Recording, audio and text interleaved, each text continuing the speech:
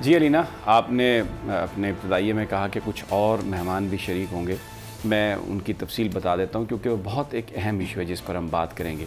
हुकूमत ने जो छोटी मार्केट्स हैं, दुकानें हैं, उनको तो खोलने का ऐलान किया है, लेकिन इसके साथ ही एक टाइम लिमिट भी बनाई है जिसका हमने ये देखा पिछले 2 दिनों में कि बेपनाह हजूम हुआ है, क्योंकि चंद घंटों के लिए दुकानें खुलती हैं, लोग रश करते हैं और वो जो SOPs बनाए गए थे सोशल डिस्टेंसिंग के लिए, वो शायद उस तरीके से नहीं हो पा रहे। इस बीच में जो बड़े शॉपिंग सेंटर्स हैं उनके भी कुछ कंसर्न्स हैं, उनकी भी कुछ तजावीज़ हैं। आज हम उस पर बात करेंगे और उसके लिए हमारे साथ सेंटोरस के CEO सरदार यासिर साहब होंगे, फिर फैसल नदीम साहब हैं, ये डायरेक्टर हैं डॉल्मेन मॉल कराची के, वो भी हमारे साथ होंगे। तारिक महमूद साहब हैं, ये चेयरमैन हैं पाकिस्तान चेन एसोसिएशन के, वो भी हमारे साथ गुफ्तगू में शरीक होंगे। फिर कमोडोर इरफानुल हक साहब, ये प्रेसिडेंट हैं शॉपिंग मॉल एसोसिएशन इस्लामाबाद। और ये सारे वो लोग हैं जो पाकिस्तान में बड़े बड़े जो कारोबारी मराकज़ हैं उनको चलाते हैं। इनकी क्या तजावीज़ है, क्योंकि जब मेरी बात हुई है तो मुझे ऐसा लग रहा है कि गवर्नमेंट ने जो SOPs बनाए हैं उन पर अमल दरामद कराने की सलाहियत बड़े शॉपिंग मॉल्स में तो हो सकती है, क्योंकि वहाँ पर एंट्री का एक निज़ाम है, वहाँ पर सिक्योरिटी है और वो उन तमाम SOPs पर अमल दरामद करवा सकते हैं। इन पर खुलकर इस हवाले से आज बात करेंगे, सवाल व जवाब भी होंगे इनके साथ, इनकी जो तजावीज़ हैं वो भी सामने आएंगी। लेकिन इससे पहले थोड़ा सा जो पॉलिटिकल सिचुएशन है उस पर मैं ज़रूर बात करना चाहूँगा।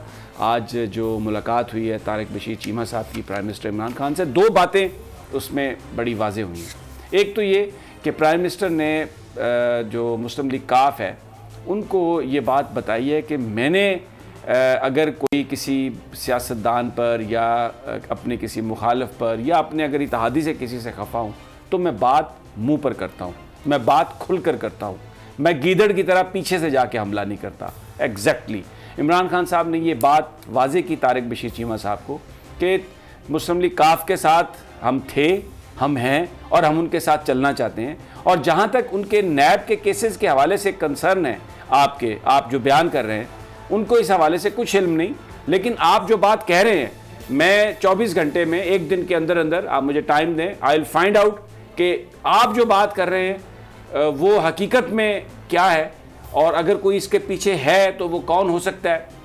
प्राइम मिनिस्टर ने इस मामले से मुकम्मल तौर पर लाइल्मी का इजहार किया और ये कहा कि वो काफ लीग की क़यादत को बहुत इज़्ज़त एहतराम से देखते हैं, उनके साथ थे, उनके साथ हैं और उनके साथ चलना चाहते हैं। दूसरा जो एक बड़ा अहम इशू था उसमें वो था मौलाना फजलुर रहमान साहब के साथ जब रिकन्सिलिएटरी मीटिंग्स हो रही थी उनको धरना ख़त्म करने के लिए, तो उस वक्त मौलाना फजलुर रहमान साहब ने कहा था कि उनके साथ वादे हुए हैं। बाद में भी उन्होंने ये कहा कि वक्त आ गया है कि अब मैं उन वो जो मुझसे वादे किए गए थे, इस्तीफ़ों की बात हुई थी, वो मैं अब खोल कर बता दूं कि किसने वो की थी। और एक बड़ा सवालिया निशान चौधरी साहबान की तरफ। चौधरी साहबान ने हमेशा इस बात को डिनाई किया और आज भी तारिक बशीर चीमा साहब ने ये ऑफ़र की प्राइम मिनिस्टर को कि आप अगर समझते हैं इस मामले में कोई कहीं पर कोई आपको शिकायत नज़र आती है या आपको कहीं कोई ग्रे एरिया नज़र आता है तो आप इस बात की तहकीकात करवा लें। बिल्कुल क्लैरिटी के साथ चौधरी साहबान ने आज प्राइम मिनिस्टर इमरान खान को ये बात बताई है कि उनका कुछ लेना देना नहीं है इस्तीफ़ों के मामले से और ये जो सारी पॉलिटिक्स हुई है उसमें हो सकता है अपने गेंद के लिए मुख्तलिफ अंदाज में चीज़ों को ट्विस्ट किया गया हो, क्योंकि चौधरी परवेज़ इलाही साहब उस डेलीगेशन में जो हुकूमती डेलीगेशन था प्राइम मिनिस्टर साहब के कहने पर उसमें शामिल हुए थे और एक दफ़ा तो वो लाहौर चले गए थे बीच में, लेकिन फिर खसूसी तौर पर उनको बुलवाया गया और उस वक्त चौधरी परवेज़ इलाही साहब ने, चौधरी शुजात साहब ने अपना एक रोल प्ले किया था। तो आज ये मुलाकात इसलिए बहुत अहम है कि वो जो एक सर्द जंग थी, वो जो एक मुख्तलिफ अंदाज में गुफ्तगू हो रही थी और ये कहा जा रहा था कि बहुत ज़्यादा चौधरी साहबान की जो पींगे हैं वो बढ़ गई हैं मुस्लिम लीग नून की क़यादत से और शायद आगे जाके पंजाब में उस्मान बुज़दार साहब की हुकूमत के हवाले से कोई मुस्लिम लीग का फैसला करेगी। आज वो सारी जो क्या सराइयाँ और अफवाहें हैं बज़ाहिर वो दम तोड़ती हुई हमें नज़र आ रही है, क्योंकि जो मुलाकात हुई है उसमें प्राइम मिनिस्टर इमरान खान बिल्कुल खुलकर उन्होंने बात की कि वो पीछे से वार करने के आदी नहीं है। अगर उन्हें कोई खफगी, कोई नाराज़गी होती चौधरी साहबान से तो वो खुलकर इसका इजहार करते। वो उनके इत्तेहादी हैं, उन्हें अपना इत्तेहादी समझते हैं और आगे भी उनके साथ चलना चाहते हैं, इसलिए इस बात की तो कोई गुंजाइश ही नहीं। अब ये लगाना पता ज़रूरी है कि अगर आर्म ट्विस्टिंग की बात कर रही है काफ लीग, तो ये आर्म ट्विस्टिंग कौन कर रहा है? क्योंकि गवर्नमेंट ये कहती है कि उनका नैब से कोई लेना देना नहीं। अब ये मामला जिस तरह से आगे अनफोल्ड होगा, ये बड़ा अहम मामला है, इस पर हम आगे चलकर भी बात करेंगे। राना साहब, आपका क्या ख्याल है आज की ये जो डेवलपमेंट है, उसके बाद बहुत सारी चीज़ें जो हैं वो आपको सेटल होती नज़र नहीं आ रही? जी समी साहब, आपने भाईजान बिल्कुल दुरुस्त बात की है। देखें, ये मुलाकात जो है ये खासी अहम थी, क्योंकि यार लोग मुख्तलिफ़ किस्म की क्यासरैयाँ करने में लगे हुए थे अपना अपना सौदा बेचने के लिए। ये जो तारिक बशीर चीमा ने आज प्राइम मिनिस्टर से मुलाकात की, और प्राइम मिनिस्टर ने जिस तरह ये इमरान खान का 24 साल का सियासी कैरियर जो है वो सारे दुनिया के सामने है। ये हकीकत है कि वो छुप कर वार करने के आदी नहीं, वो जिसको भी ललकारते रहे हैं, जिसकी मुखालफत करते हैं ओपनली करते हैं। और अभी तक कुछ लोग कहते हैं कि जी फ़लाँ से नहीं मिले, शहबाज शरीफ अपोजिशन लीडर है, उनसे मिलना चाहिए था। वो कहते हैं मैं जो बंदा करप्शन में मुलव्वस है उस पर से हाथ नहीं मिलाता, और वो अपनी उस बात पर पक्के हैं। तो इसलिए ये कहना कि इमरान खान साहब के कहने पर चेयरमैन नैब ने कोई ऐसा काम किया होगा, इसका तो सवाल ही पैदा नहीं होता। हमने पहले भी अर्ज़ किया था कि नैब एक इंडिपेंडेंट अदारा है और पीटीआई के दोस्त नहीं। लेकिन ये भी हकीकत है कि चौधरी साहबान का भी एक अपना पूरा वो एक सियासी ख़ानदान है, कोई दहाइयों से सियासत में है, कोई आज तो सियासत में नहीं आए, और वो भी जिसके ख़िलाफ़ भी होते हैं बड़ा खुलकर मुखालफत भी करते हैं, और जिसके साथ होते हैं। इमरान खान के साथ चौधरी शुजात ने बार बार कहा कि हम इमरान खान के साथ हैं। और उस्मान बुज़दार साहब का जहाँ तक ताल्लुक़ है समी साहब, चौधरी परवेज़ इलाही वक्तन फ़वक्तन उनसे मिलते भी रहते हैं और उन्हें मुख्तलिफ मशवरे भी देते रहते हैं। तो इसलिए ये तलखी जो पैदा हुई है, आज उन्होंने प्राइम मिनिस्टर से यही कहा। क्या ख्याल है राना साहब? देखें, तो 3-4 लोग हैं टॉप पे, जस्टिस रिटायर्ड जावेद इकबाल नैब के चेयरमैन हैं, उन पर अभी तक किसी ने कोई माली बददियानती का इल्ज़ाम नहीं लगाया। फिर असगर साहब हैं, उनके प्रोसिक्यूटर जनरल जो हैं नैब के, कोई उन पर किसी तरह का भी, इंतहाई शरीफ इंसान है। फिर जो नैब लाहौर के डायरेक्टर हैं शहजाद साहब, आप उनके डिसीजन से इख्तलाफ ज़रूर कर सकते हैं, लेकिन उन पर भी करप्शन का कोई चार्ज नहीं है। ये 3 कैरेक्टर हैं। हुसैन असगर भी हैं, डिप्टी चेयरमैन। हाँ जी, डिप्टी चेयरमैन हुसैन असगर जो हैं वो तो एक नैब में एक ब्लेसिंग की हैसियत है उनकी। एक निडर आदमी है, ईमानदार आदमी है, आंखों में आंखें डालकर बात करने वाले आदमी है। कौन होगा जो ये सब कुछ चाह रहा होगा नैब में? चौधरी साहबान के मुकदमात, नया नंबर, नैब ने तो तरदीद की है इस बात। अगर आपने इस हवाले से इन्वेस्टिगेट करना है ना, जैसे कि इमरान खान साहब ने कहा, मैं पता चलवाता हूँ, तो सबसे अच्छी जो चीज़ है वो ये है कि वो शेख रशीद साहब को बुला लें, क्योंकि उन्होंने कहा था कि जो ईद के बाद है नैब टारजन बन जाएगा। दूसरी चीज़ ये है कि अगर ये मुलाकात होती भी है, मेरा आपसे एक सवाल है, मुझे ये बताएं कि अगर चीमा साहब जाके इमरान खान साहब से मुलाकात कर भी लेते हैं, तो नैब जो है वो एक इंडिपेंडेंट और आज़ाद इदारा है, वो किस कैपेसिटी में जाकर क्या कर सकते हैं? प्राइम मिनिस्टर ने ये तो नहीं कहा कि वो नैब वालों से पूछेंगे, क्या कार्रवाई करेंगे? नहीं, नैब उन्होंने कहा कि मैं ये पता लगाता हूं, क्योंकि उन्होंने कहा मेरे इल्म में नहीं है, हमारी हुकूमत का, तहरीक इंसाफ का ये कोई फैसला नहीं है।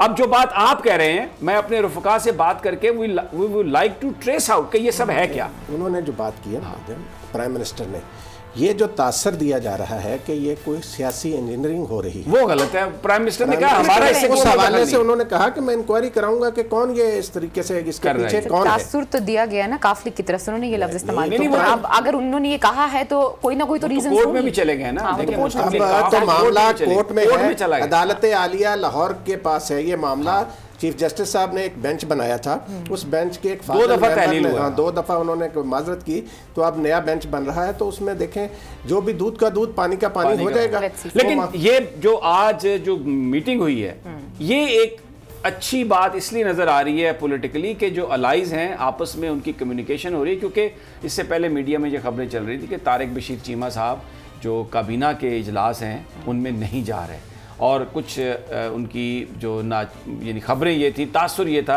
कि शहबाज शरीफ साहब और वो जो नून लीग है वो बहुत अब आ गई है फ्रंट फुट पे, और चौधरी साहबान उनके साथ शायद जा रहे हैं, और पंजाब में उस्मान बुज़दार की जो हुकूमत है वो ईद के बाद पता नहीं रहती है या नहीं रहती। इस तरह की बातें कॉलम्स में, अखबारात में, तज्जियों आज भी आई हुई है। उन्होंने कहा शहबाज शरीफ साहब के बहुत से चांसेस हैं अगर कोरोना खत्म हो जाता है तो। जो जहाँ तक चौधरी साहबान का ताल्लुक है ना, मैं आपको एक बात पूरी ज़िम्मेदारी से, जो इतना मेरा उनके साथ करीबी ताल्लुक़ वास्ता, मैं आपको बताऊं कि चौधरी साहबान जो हैं वो शहबाज शरीफ पर कभी एतमाद नहीं कर सकते। ठीक है, ये बात सही है कि मुस्लिम लीग नून के बहुत सारे अरकान असम्बली वक्त पड़ने पर नून लीग छोड़ के चौधरी साहबान के साथ तो आ सकते हैं, उनके ज़ाती ताल्लुकात हैं, लेकिन शरीफ खानदान पर चौधरी साहबान कभी एतबार नहीं कर सकते। और मैं आपको बताऊं, जनरल परवेज मुशर्रफ के दौर में जिस तरीके से इनकी जान छुड़वाई और जिस तरीके से इन्होंने छुरा घोंपा चौधरी साहबान की पीठ में शहबाज शरीफ ने और नवाज शरीफ ने, तो इस बात का तो सवाल ही पैदा नहीं होता कि वो शरीफ खानदान के साथ किसी तरह चल सके। बिल्कुल सही बात है। और दूसरी जितना हम लोग भी समझते हैं, चौधरी साहबान भी इस तरह के नहीं है कि वो भी को पीठ पीछे जाके वार करें। वो भी जो पॉलिटिक्स करते हैं सामने खुलकर, अगर ललकारते हैं तो खुलकर ललकारते हैं, और साथ हैं तो खुलकर हैं, नहीं है तो वो भी वो इस तरह से नहीं। बहरहाल लेट्स सी कि क्या होता है। आने वाले दिनों में यह बात खुलकर सामने आ जाएगी। 2 दिन की बात है, कुछ ज़्यादा लंबी चौड़ी कहानी नहीं है। अब हम चलते हैं अपनी उस इशू की जानिब जिसका ताल्लुक आवाम से है। लॉकडाउन रहा, दुकानें बंद रहीं, लोग बहुत परेशान थे। फिर लॉकडाउन खुला तो वो थोड़ा जिन बिजनेसेस को इजाज़त दी गई तो मार्केट्स में इतना रश, इतने लोग आ गए, ट्रैफिक जैम हो गई। और वो जो सोशल डिस्टेंसिंग की बात थी, वो तो SOPs जो बनाए गए थे वो तो हमें कोई भी नज़र नहीं आ रहा कि वो पूरे हो रहे हों। लेकिन इसके बीच में ये जो दुकानें खोली गई, ये सिर्फ छोटी मार्केट्स और देहातों में दुकानें खोली गई। जो बड़े शॉपिंग मॉल थे वो अभी तक बंद हैं। तो सवाल एक ये पैदा होता है कि SOPs पर अमल दरामद कराना छोटे दुकानदारों के लिए ज़्यादा आसान है, या ये जो बड़े बड़े शॉपिंग सेंटर्स हैं जिनके पास पूरा एक इंफ्रास्ट्रक्चर है, जिनके पास सिक्योरिटी गार्ड्स हैं, जो मुकम्मल आमदो रफ्त जो है उसको कंट्रोल करते हैं सेंटर्स में, या वो SOPs पर अमल दरामद करा सकते हैं। तो मैंने अपने मेहमानों का तारफ़ तो आपसे करवा दिया। तो सबसे पहले मैं कोशिश करता हूँ कि अगर सरदार यासिर साहब, सेंटोरस बहुत बड़ा शॉपिंग सेंटर है यहाँ पर इस्लामाबाद में, उसके वो CEO हैं, अगर वो हमें सुन पा रहे हो। सरदार साहब बहुत बहुत शुक्रिया, आपने हमें ज्वाइन किया।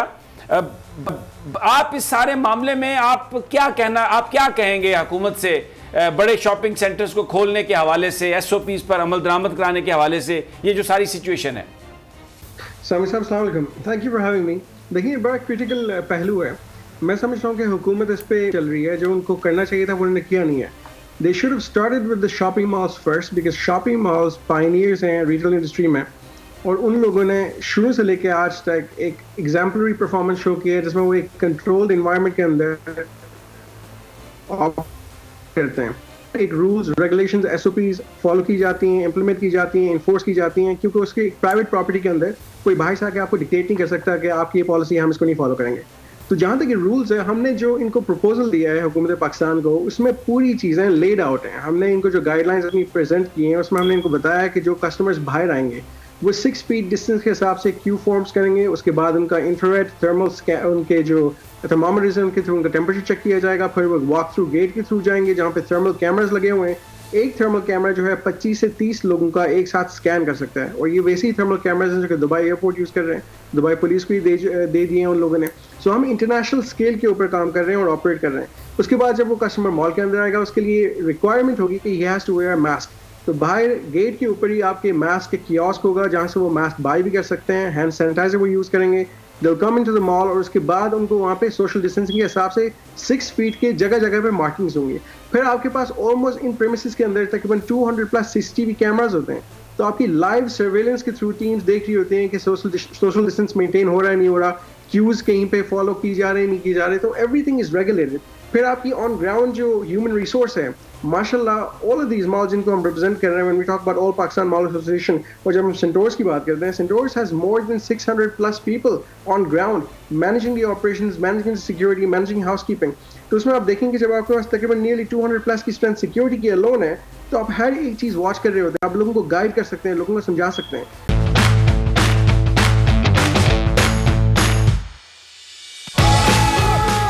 भाई जाना मत, ये बॉल नजर नहीं आई आपको? बहुत आना, इस्लामाबाद का जीत गए 10 लाख रुपए से पूरे।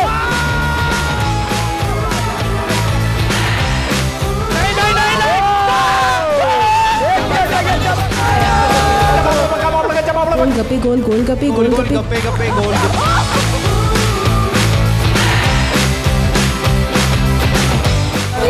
नहीं मेरी बात सुनो, ठोको यहाँ ठोको। अरे दानिश का शो है यार, तुम तो ड्रामा कर रहे हो बीच में यार। थोड़े दे आप मुझे। हाथ ऐसे करना सोशल डिस्टेंस नहीं होता, दूर होना होता है। जीत गया।